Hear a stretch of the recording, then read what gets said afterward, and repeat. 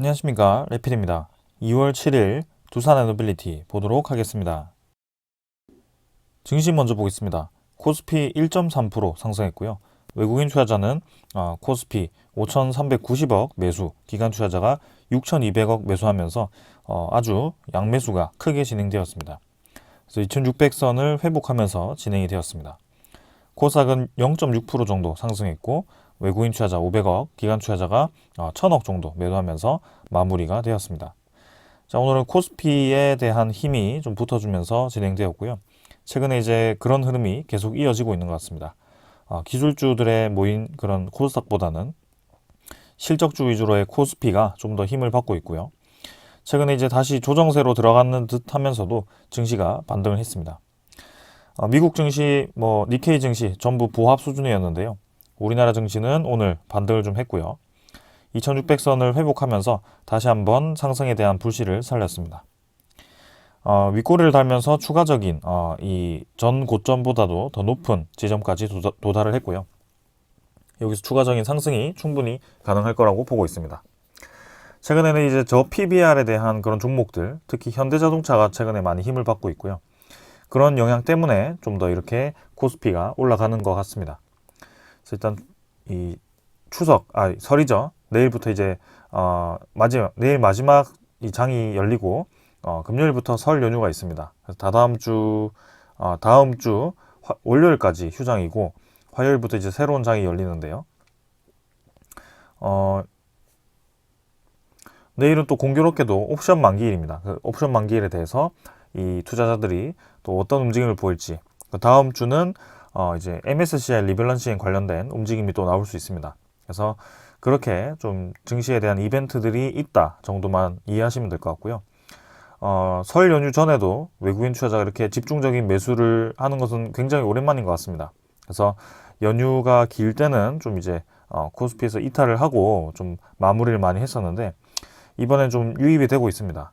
옵션 만기 때문인지는 잘 모르겠지만 일단은 전날에 긍정적인 흐름을 보였고요. 한번 내일까지 계속 흐름을 지켜보겠습니다. 자, 투자자 수급은 외국인 투자자가 5,300억 매수하면서 지금 이 2월 1일부터는 바짝 매수를 하고 있습니다. 사실 1월 중순부터 해서 좀 매수가 들어오기 시작했고요. 네, 지금 굉장히 많은 물량을 코스피에서 매수를 해주고 있습니다. 기관 투자자는 6,200억 매수하면서 이전에 매도했던 거 조금 만회를 했고요. 이 정도 흐름이라면 충분히 수급이 긍정적으로 붙어서 좀 코스피가 더 올라갈 수 있을 것으로 보여집니다. 코스닥은 811포인트고요. 네, 아래 꼬리 달면서 지금 윗꼬리 달면서 계속 이 부근에 위치를 하고 있습니다. 확실히 지금 코스피보다 힘이 좀 약한 모습이고 금리에 대한 정책이 확실하게 지금 정확하게 정해지지 않다 보니까 여전히 좀 갈피를 잡지 못하고 있는 것 같습니다. 그래서 코스닥 지금 이제 여기서 자리를 만들고 다시 반등을 할 수 있을지 그런 것들을 살펴보겠습니다. 기관 투자자는 1,000억 정도 매도하면서 3일 정도 연속으로 빠졌고요. 사실 코스피와 반대로 기관 투자자 꾸준히 코스닥에서 이탈하고 있습니다. 외국인 투자자는 매수를 했지만 왔다 갔다 이렇게 매수 매도를 반복하고 있는 상황이고요. 확실히 코스닥 811포인트 이 근처에서 계속 횡보를 하고 있습니다. 아무래도 이제 물가 지표가 좀 낮게 나와서 금리에 대한 인하 가능성이 다시 한번 부각이 된다면 그 관련된 종목 위주로 큰 상승이 있을 것 같은데요. 아직은 그런 움직임은 보이지 않고 있습니다. 환율이 이제 0.5원 정도 내렸고요. 1328원으로 진행되었습니다. 그래서 고점을 찍고 올라가지 않고 꾸준히 다시 떨어지고 있는 상황이고요. 급등했던 부분에 대해서 상당 부분 지금 환율이 떨어졌습니다. 지금 이 정도 추세로는 다시 한번 1300원 아래로 떨어질 만한 방향으로 진행되고 있는데요. 이 흐름이 사실 이제 고금리가 좀 더 유지될 수 있다라는 그런 가능성이 나왔음에도 불구하고 이렇게 환율이 떨어진다는 것은 확실히 의미가 있다고 보여집니다. 그래서 앞으로 투자자들은 환율이 떨어지는 방향이 아니라 환율이 올라가는 방향이 아니라 환율이 떨어지는 방향으로 진행될 거다라고 예상을 하고 있다라고 보시면 될 것 같고요.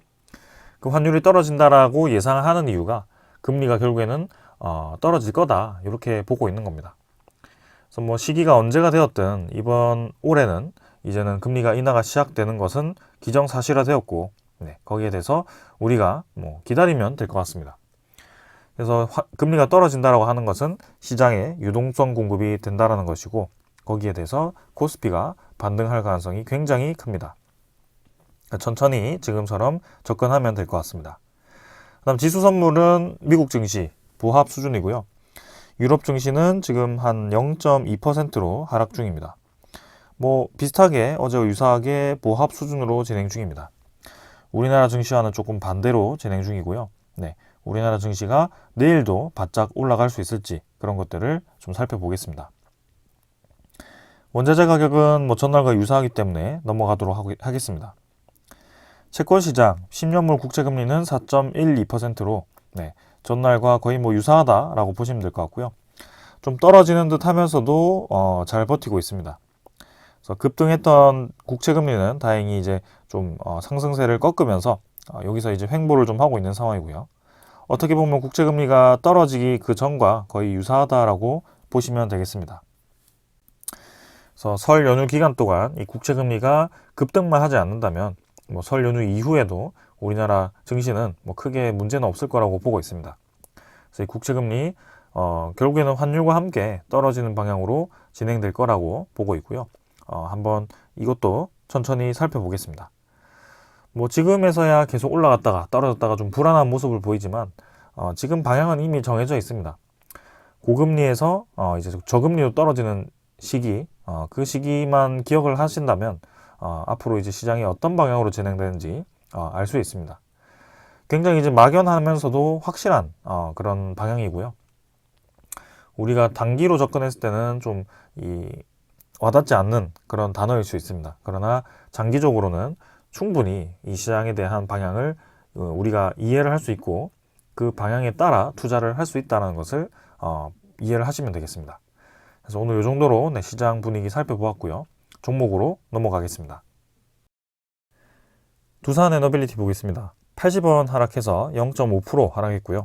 15,240원으로 마무리되었습니다. 저는 뭐 코스피 꽤 많이 올랐는데 두산에너빌리티는 큰 움직임 없이 진행되었고요. 아무래도 이제 오늘 발표될 수 있는 그런 이슈에 대해서 뭐 크게 외국인 투자자라든지 기관 투자자가 움직이지 않았을 가능성이 있습니다. 혹은 이제 내일 옵션 만기일이기 때문에 옵션 만기에 맞춰서 특정 종목 위주로 매수가 집중되었을 수도 있고요. 두산에너빌리티는 뭐 큰 변화 없이 마무리가 된 것 같습니다. 시간의 거래도 크게 없었고요. 사실 이 최근 이 올라갔다가 떨어지는 그 구간을 제외하고는 평소와 동일하다라고 보시면 되겠습니다. 그래서 이 이틀을 지워버리면 이전과 굉장히 유사한 흐름이 계속 이어지고 있다라고 보여지고요. 거래량 수준도 크게 변하지 않는 선에서 계속 100만 주 수준대를 유지를 하고 있습니다. 166만 주로 오늘도 저거래량으로 진행되었고요. 이 166만 주가 의미하는 것이 전체 거래량의 0.2% 수준이라고 말씀을 드렸습니다. 그만큼 지금 두산에너빌리티의 주식 수가 많다고 한들 하루에 거래되는 이 수량 자체가 160만 주밖에 되지 않는다. 그럼 주식 수가 많아서 주가가 올라가지 못한다는 것은 누군가 주가를 올리려고 할 때 계속 매물이 쏟아져서 주가의 상승을 저해한다라고 얘기를 하는 것인데요. 근데 지금 보시면 주가가 올리려고 하는 이 수급 자체가 일단 없습니다. 그리고 그렇게 올리려고 하는 이 변동 자체가 없으니까 매도를 하려고 하는 수급도 없습니다. 그런 상황 속에 거래량은 계속 이렇게 100만 주대로 죽어 있는 상황입니다. 그래서 사실상 지금 거래가 거의 없는 상황 속에 굉장히 오랜 기간 횡보만 하고 있다라고 보시면 되는데요. 그 횡보가 굉장히 의미 없지는 않았습니다. 이 외국인 투자자가 이 수급을 매집하는 데 있어서는 아주 유리한 이 횡보 구간이 만들어졌고요. 거래량이 굉장히 작은 수준에서 외국인 투자자가 이 2천만 주 가까이를 매집을 했다는 것은 분명히 이 거래의 주체 전체가 외국인 투자자일 수밖에 없습니다. 왜냐하면 한 달 동안의 거래량 자체가 지금 뭐 얼마죠? 3천만 주밖에 되지 않습니다. 한 달 내내 두산에너빌리티 거래량을 집계를 했을 때 총 거래 수가 3천만 주입니다. 3천만 주면 두산에너빌리티 전체 주식수의 10%조차도 지금 회전이 되지 않는다는 겁니다. 약 5%가 한 달 동안 회전이 된다는 소리고요. 그만큼 지금 거래가 많이 감소해 있다라고 보시면 되겠습니다. 그럼 시장에 대한 관심도가 줄어서 이렇게 두산에너빌리티가 계속 줄어드는, 거래가 없이 횡보만 하는 것이냐, 이렇게 생각할 수도 있습니다. 그래서 뭐 세월아 내월아 계속 이렇게 15,000원대가 영원히 이어질 것처럼 지금 계속 이렇게 지루한 횡보가 이어지고 있는데요. 근데 계속 분명히 말씀드리지만 외국인 투자자는 이전에 우리가 보지 못했던 수급을 계속 채워놓고 있습니다. 왜 하필 이렇게 횡보를 시키면서 수급을 채워넣는지, 이전에는 이렇게 올렸다가 떨어뜨렸다가 올렸다가 떨어뜨렸다가 반복을 하면서 올렸습니다. 근데 제가 분명히 말씀드렸던 것은 이때가 이제 블록딜이었고요. 네, 블록딜에 대한 매물이 이제 들어왔다가 쭉 빠지면서 공매도 수량이 확 늘었었습니다. 근데 이제 공매도를 활용해서 주가를 끌어올렸다가 떨어뜨렸다 하면서 계속 이제 외국인 투자자가 수급을 늘렸다가 줄였다가를 반복을 했습니다. 그 기간이 이제 굉장히 오래되었는데요. 근데 갑자기 이제 우리나라 정부가 공매도를 금지시켜 버립니다. 공매도 금지 이후에 외국인 투자자가 수급을 계속 늘리기만 하고 있는 상황입니다. 결국에는 공매도를 활용해서 매집을 하는 거나 지금처럼 천천히 거래량을 죽이고 매집을 하는 거나 매 한 가지입니다. 계속 이렇게 외국인 투자자는 두산에너빌리티를 근 1년 이상 매수를 해오고 있다라고 보시면 될 것 같습니다. 그래서 그 퍼센트만 하더라도 지금 뭐 한 7% 정도 이상 증가했을 걸로 보여지고요. 네, 그만큼 지금 두산에너빌리티를 좋게 바라보고 장기적으로 접근하고 있다라고 느껴집니다. 상대적으로 이제 기관 투자자는 별로 들어오지 않은 것처럼 보이는데요. 연기금 투자자는 작년 한 해 동안 거의 1,000만 주 이상을 매수했습니다. 그만큼 이 지분을 1% 이상 많이 늘렸다라고 보시면 될 것 같고요. 최근에서야 뭐 큰 매수세가 없지만 결국에는 장기적으로 지금 외국인 투자자라든지 연기금 투자자는 꾸준히 두산에너빌리티를 매수를 하고 있다라고 보시면 되겠습니다.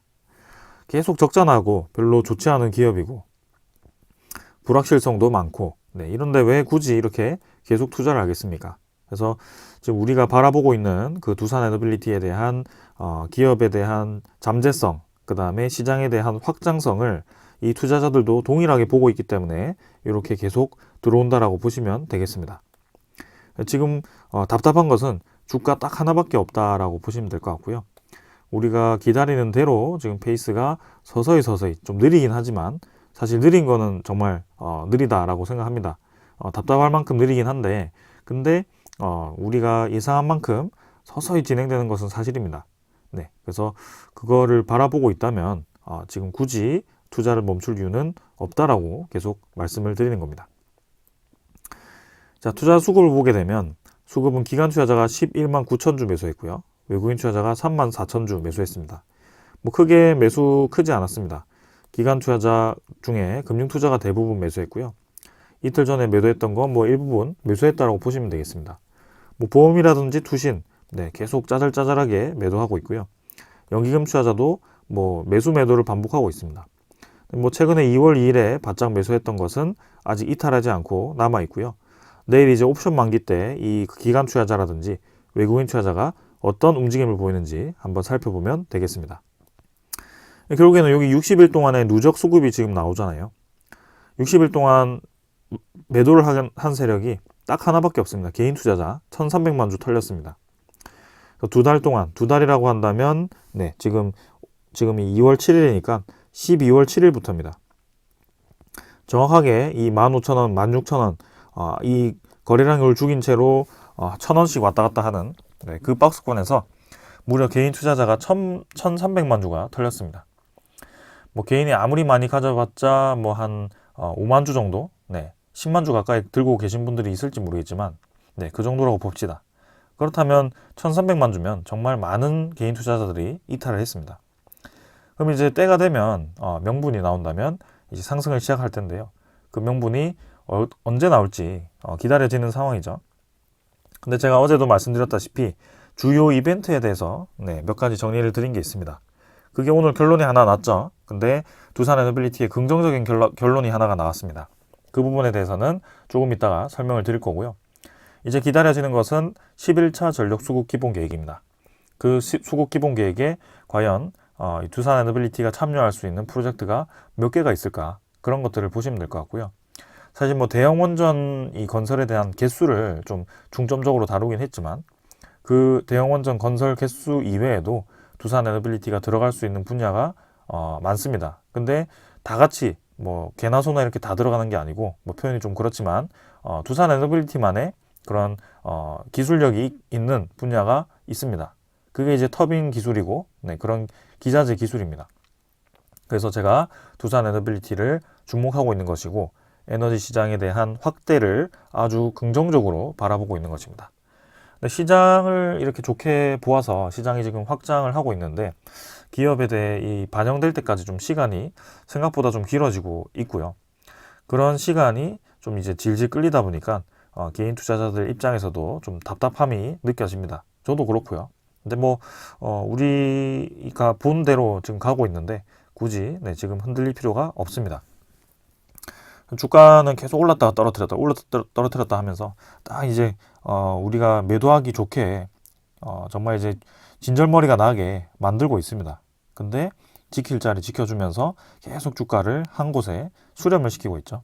그래서 그 언제가 될지 모르겠지만 분명히 어떤 소식 하나가 나오면서 크게 올라갈 자리라고 저는 좀 생각을 하고 있고요.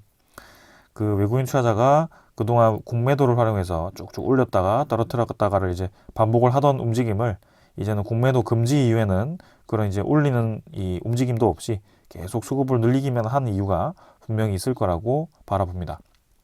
그래서 한번 큰 파동이 나와서 이제는 좀 이제 이 원래의 고점을 회복하면서 이제는 이제 52주 신고가까지 좀 노려볼 수 있는 그런 자리를 갔으면 하는 바람입니다. 한번 뭐 기다려 보겠습니다. 자, 그래서 이 정도로 일단은 차트 다 살펴보았고, 공매도 잔고 한번 살펴보겠습니다.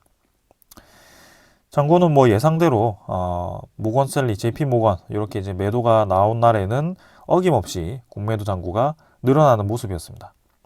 그래서 아직까지도 공매도를 이렇게 활용하고 있다라는 게 느껴지고요.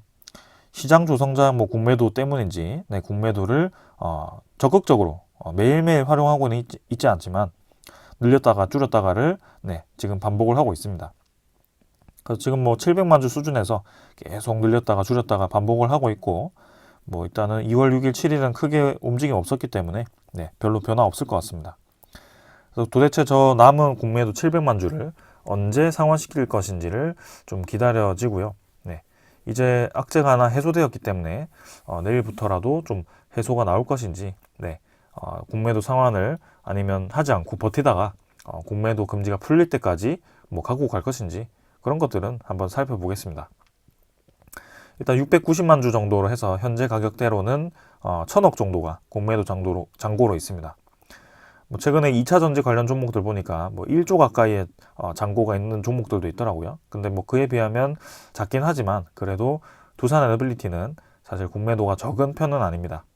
근데 저 중에 아마 절반 이상 한 300만 주, 500만 주 정도가 모건 스탠리 이 무해물일 겁니다. 그래서 대량 보유자로 신고가 되어 있기 때문에 그 모건 스탠리가 어떻게 또 상환을 하는지 그런 것들을 한번 보면 되겠습니다.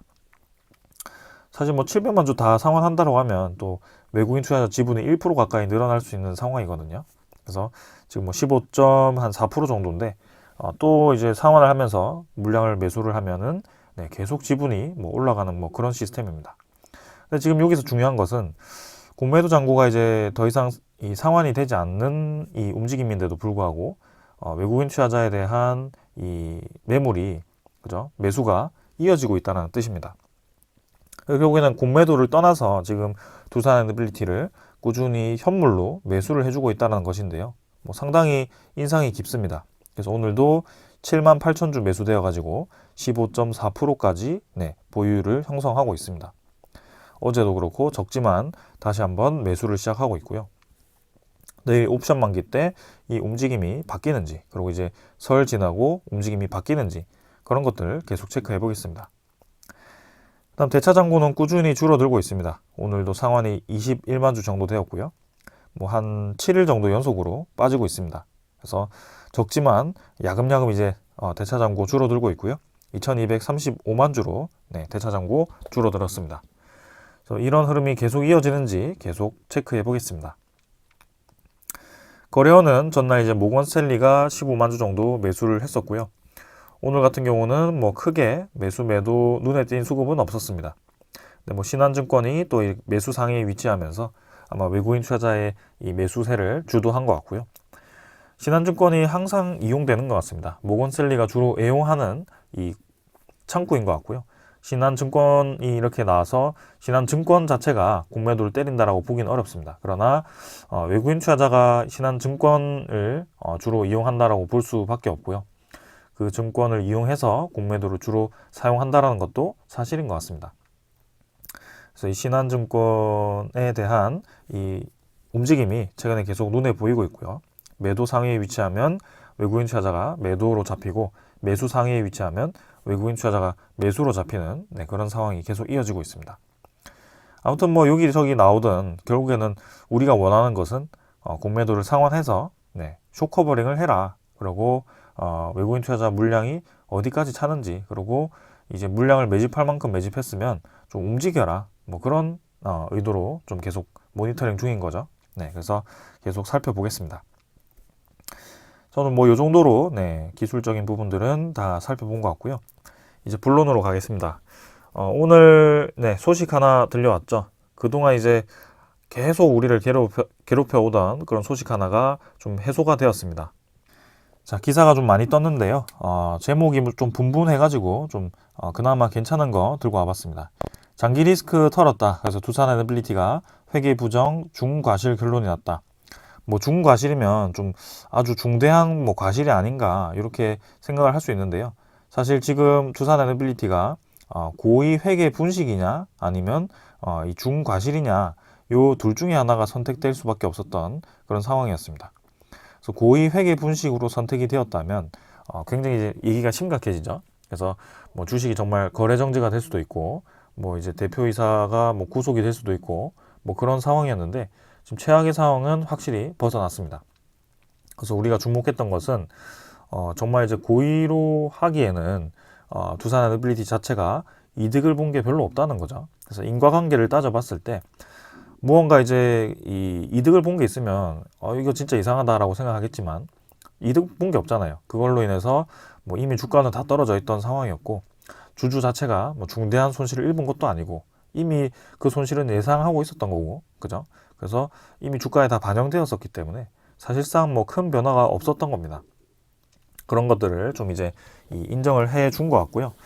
그렇다면 이제 금감원이 제시한 이 내용에 대해서 일부분도 인정을 좀 한 것 같습니다. 그래서 내용을 좀 살펴보면 7일 업계금융위원회 증권선물위원회는 제3차 회의를 통해서 회계 처리 기준을 위반해 재무제표를 작성 공시한 두산에너빌리티와 감사법인을 맡은 삼정회계법인에 대한 제재 수위를 결정했다고 합니다. 그래서 증선위는 두산에너빌리티의 과징금과 회사 및 현 대표이사의 검찰 통보를 했고요. 그리고 감사인 지정을 이제 3년 제재하기로 했습니다. 그리고 이제 과징금에 대한 부분이 지금 나오지 않았는데요. 일단 금감원에서 200억 원 정도를 제시를 했습니다. 그래서 이미 뭐 200억 원 정도로 해서 역대 최대의 과징금이 나올 것이다라고 기사가 좀 도배가 되고 있던데요. 근데 뭐 역대 최대가 나올 수는 있습니다. 근데 아직 이 200억이 확정이 된 것은 아닙니다. 마치 이제 확정이 된 것처럼 얘기가 나오긴 하는데 이 금액 확정은 이후에 나오는 또 회의가 있습니다. 그래서 추후에 결정이 되기 때문에 200억이 온전히 다 결정이 되지는 않을 것 같고요. 역대 최대 금액이 지금 45억 정도이기 때문에 그것보다는 좀 높을 수도 있을 것 같습니다. 왜냐하면 최근에 이 관련된 회계 처리를 굉장히 이제 유심히 좀 보는 것 같고요. 좀 뭐라고 할까요? 일벌백계라고 할까요? 좀 대표적으로 이번 케이스에 대해서는 이렇게 하지만 다음부터는 봐주는 게 없을 것이다. 뭐 이런 느낌이 있을 것 같습니다. 그래서 45억보다는 높을 가능성이 있지만 200억만큼 이렇게 아주 큰 과징금은 나오지 않을 가능성이 있다. 그래서 뭐 과징금이 좀 많긴 하지만 두산에너빌리티 입장에서는 뭐 아주 큰 위기를 넘겼기 때문에 지금은 오히려 장기 리스크를 털었다라고 볼 수밖에 없고요. 네, 지금은 잘 넘어갔다 이렇게 이해를 하시면 되겠습니다. 예를 들어 뭐 100억 나왔다고 해도 순손실 100억 정도는 크게 뭐 무리는 없을 것 같습니다. 아깝긴 하지만 네, 그래도 뭐 지켜볼 만합니다. 자, 드디어 이제 이런 리스크 하나가 떨어져 나갔기 때문에 두산에너빌리티 주가를 좀 눌려오던 그런 불확실성 하나가 없어지긴 했습니다. 사실 요때 정도였죠. 네, 갑자기 이제 그 소식이 나오면서 주가를 좀 쭉 떨어뜨리긴 했습니다. 그러나 이 하락 자체가 그 회계 부정 때문에만 떨어진 것은 아니었습니다. 요때 이제 코스피에 대한 하락도 있었거든요. 그래서 코스피가 하락하면서 코스피 반등하에 또 이렇게 올라갔었는데요. 이 코스피가 반등한 만큼 사실 두산에너빌리티가 많이 반등하지는 못했었습니다. 그래서 그 정도, 어느 정도만큼은 또 추가로 올라갈 수 있을 것 같은데, 과연 내일 옵션 만기이기도 하기 때문에 바로 이제 좀 상승 전환해서 좀 올라갈지 뭐 그런 것들 보겠습니다. 뭐 그러나 제 생각에는 드라마틱하게 뭐 10%뭐 이렇게 이상 그렇게 올라가는 일은 없을 것 같고요. 오히려 장기적인 입장에서 천천히 올라가는 데는 네, 좋을 것 같습니다. 지금 우리가 기다리고 있는 소식은 이것보다도 더 중요한 게 이제 11차 전력 수급 기본 계획인데요. 지금은 설 전에 발표된다라고 한다면 2월 8일 내일 정도인데 사실 아직까지도 결정이 되지 않은 것 같습니다. 그래서 내일 정도 나올 거면 또 그런 소식이 하나 나올 텐데 아직까지는 그런 움직임은 없고요. 그렇다면 설 이후에 2월 뭐 넷째 주 정도에 좀 발표가 될 가능성이 있어 보입니다. 그래서 그때 이제 지금 11차 전력 수급 기본 계획에서 아까 말씀드렸다시피 두산에너빌리티가 참여할 수 있는 그런 프로젝트가 몇 개가 있을까? 지금 이제 생각해 보면 당연히 이제 신규 원전에 대한 대형 원전 건설이 가장 비중이 크겠죠. 그리고 그 다음에 SMR에 대해서 ISMR이 포함이 될 것인가? 그리고 이제 뭐 용인 반도체 단지라든지 그런 쪽에 LNG 신규 건설. 최근에 계속 강조되고 있는 수력 양수 발전. 네.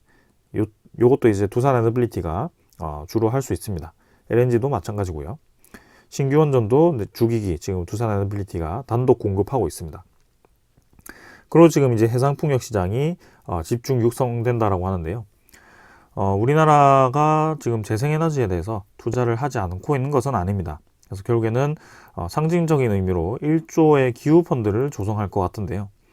당국에 대해서 이제 6개 은행과 당국이 이렇게 이달 중에 MOU 체결을 하고 네, 이제는 태양광은 이전 정부에서 좀 밀어주었기 때문에 이 해상풍력에 대해서 이번 정부에서는 좀 차별화해서 좀 늘릴 것으로 보여집니다. 그래서 기후펀드가 지금 1조 2천억 정도로 편성이 될 것 같고 요거를 이제 해상풍력을 건설하는데 투자로 네, 쓰일 것 같습니다. 펀드도 중요하지만 사실 가장 중요한 것은 국산화를 선도하고 있는 그 두산에너빌리티를 비롯해서 네, 여러 업체들 그런 터빈이라든지 뭐 나셀이라든지 그런 뭐 하부 구조물이라든지 그런 것들이 적극적으로 사용될 수 있도록 좀 유도를 해야 될 것 같습니다. 네, 그래서 재생에너지 비중 늘리면서 뭐 해상풍력 비중이 앞으로 이제 많이 늘어날 텐데 사실상 지금 이미 작년에 통과되었던 입찰되었던 그런 프로젝트들은 중국산 이 싼 제품들이 많이 들어가서 결국엔 단가가 싼 프로젝트가 오케이가 됐죠. 그렇게 본다면 우리나라 에너지 시장을 또 이제 외산 업체들이 대부분 차지를 하게 되는 네, 그런 상황이 생깁니다. 에너지를 효율적으로 생산하는 것도 좋고 그 다음에 값싸게 생산하는 것도 좋지만 결국에는 에너지는 안보가 중요하거든요. 그래서 너무 외산 업체에 대한 의존도를 높였을 때는 분명히 문제가 생길 수밖에 없습니다. 뭐 장기적으로 보았을 때 그런 유지 보수 관련된 리스크도 좀 있고요. 그 다음에 뭐 안보 입장에서 그런 리스크도 좀 있고요. 특히 최근에 중국산 관련해서는 좀 이제 얘기가 많죠. 그래서 그런 것들도 좀 있기 때문에 두산에너빌리티가 8메가와트급 그 터빈을 또 개발을 했기 때문에 그런 것들이 좀 적극적으로 사용되었으면 하는 바람입니다. 그래서 해상풍력 특별법도 통과되었고 네, 거기에 대해서 어떤 움직임이 나올지 한번 계속 주시를 해보겠습니다. 자, 해상풍력 말고 이제 원자력 발전에 대한 소식이 또 있습니다. 그래서 이제는 네, 원자력 발전에 대해서 대형 원전이 공기도 길고 그래서 좀 짧게 해야 된다라는 의견도 나왔고, 그리고 지금 반영해봤자 이 11차 전력 수급 기본 계획의 기간 동안 대형 원전을 많이 건설하기는 힘들다, 현실적으로. 그래서 계속 제시되고 있는 게 SMR인데요. SMR도 사실 부지 선정이 쉽지 않기 때문에 지금 또 이 관심을 받고 있는 게 HD 한국조선해양과 그 다음에 그 관련된 업체들이 개발을 추진하고 있는 부유식 해상 SMR입니다. 그래서 지금 SMR이 이제는 육지를 떠나서 해상에서 발전을 할 수 있다라는 그런 컨셉인데요. 요거는 이제 부지 선정이 그렇게 영향을 받지 않습니다. 그래서 뭐 주민 동의도 그렇게 필요 없고요. 아주 효율적으로 개발이 가능합니다. 그런 기술적인 검증이 필요하고 안전성 검증이 필요하기 때문에 뭐 사실 지금 당장 뭐 부유식 해상 풍력이 나타났다라고 보기는 어려운데요. 제가 말씀드리고자 하는 것은 결국에는 이런 여러 가지 대안들이 나오고 있다는 겁니다. 그래서 원자력 발전도 이제 핵 폐기물을 보관할 수 있는 그런 이 용기라든지 혹은 뭐 처리할 수 있는 기술이라든지 이런 것들도 계속 개발되고 있고, 그다음에 저렇게 소형화시켜서 안전성을 높인 모듈들도 계속 나오고 있다. 그래서 무조건 배척하는 것이 답이 아니라 좋게 만드는 방법으로 개선을 해가면 조화롭게 진행할 수 있을 것 같습니다. 그래서 사용 후 핵연료도 지금 두산에너빌리티는 캐스크를 활용해서 저장 용기를 만들고 있죠. 근데 저장 용기를 이제 아주 장기적으로 계약을 했고요. 지금 이 내용은 이제 그 원전 내에 수조에 지금 꽉 차 있는 그런 핵연료를 꺼내 가지고 이제는 그 캐스크로 담아야 되죠. 근데 그 과정을 이제 어떻게 할 것인가를 우리나라 또 업체들이 한국원자력연구원과 그 다음에 그 관련된 코네스 코퍼레이션이라고 하네요. 이 업체가 개발해서 안정적으로 옮길 수 있다라고 합니다. 그래서 이런 기술들이 이제 가시화되면서 이제는 핵 연료 보관 장치, 그다음 원전 해체에도 저런 기술들이 활용이 되겠죠. 또 주시를 해볼 만한 그런 시장인 것 같습니다. 자, 그다음에 이제 세계 원전 시장인데요. 자, 폴란드가 SMR 건설 부지의 환경조사 범위 확정을 했다라고 합니다. 그래서 폴란드가 확실히 지금 원자력 에너지에 힘을 많이 쏟고 있는 것 같고요. 지금 보았을 때는 1차 정부 투자, 그다음에 2차 우리나라와 민간 투자, 그다음에 SMR까지 지금 이제 총 3가지로 진행 중인 것 같습니다. 그만큼 좀 장기적으로 이 전력에 대한 수요가 높아질 거라고 예상을 한 것 같고요. 특히 동유럽 국가들이 지금 그런 움직임을 많이 보이고 있습니다. 체코도 그렇고요. 그래서 우리나라 입장에서는 올해 체코 원전 입찰과 입찰 결과와 그다음에 폴란드 원전에 대한 수주 소식 2개 다 들려올 것으로 예상을 하고 있기 때문에 기다려 보는 거고요. 지금 말씀드리는 것은 국제적인 지금 정서가 확실히 이 원자력 발전에 대한 증설로 이어지고 있다. 그래서 이란도 그렇고, 이란은 이제 러시아 쪽 로사톰과 이제 협력하고 있고요. 불가리아도 지금 뭐 웨스팅하우스 EDF가 좀 협력하는 그런 느낌도 있지만 현대건설을 필두로 해서 또 입찰에 참여한 것 같고요. 방글라데시도 그렇고, 뭐 보글 원전은 미국 쪽은 밀렸고요.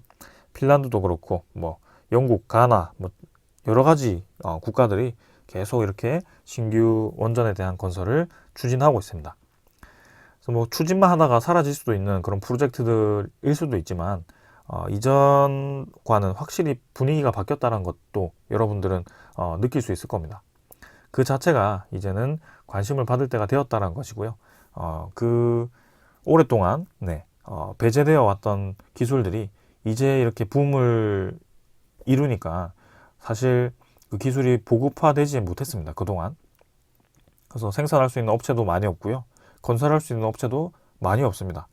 사실상 노하우를 가진 기업이 전 세계적으로 5개 정도밖에 없다라고 보시면 될 것 같고요. 러시아, 중국, 미국, 프랑스, 우리나라입니다. 그래서 이렇게 총 5개가 원전에 대한 EPC, 그 다음에 기자재 생산, 설계까지 다 할 수 있는 그런 국가라고 보시면 될 것 같고요. 그만큼 경쟁력이 있다. 지금 중국, 러시아 배제되고 프랑스, 미국, 우리나라인데요. 사실 미국은 건설 능력이 부족하죠. 그래서 프랑스와 우리나라 2파전으로 지금 체코도 붙고 있는데, 뭐 미국과 프랑스가 협력하는 관계를 좀 형성했다라고 하니 우리나라가 지금 이제 웨스팅하우스와의 그런 소송전을 어떻게 풀지, 그리고 수출에 대한 그런 제재를 어떻게 해결해 나갈지 그런 것들을 좀 중점적으로 봐야 될 것 같습니다. 그래서 오늘 이 정도로 좀 말씀드리고 넘어가도록 하고요. 뭐 우리가 기다리는 소식, 일단 그 다음 소식은 11차 전력 수급 개봉 계획인 것 같습니다. 그래서 그 소식 기다리면서 오늘 이제 장기 리스크 털었기 때문에 앞으로 두산 에너빌리티에 대한 불확실성 하나씩 해결해 가면서 우리의 목표까지 좀 갔으면 좋겠습니다. 감사합니다.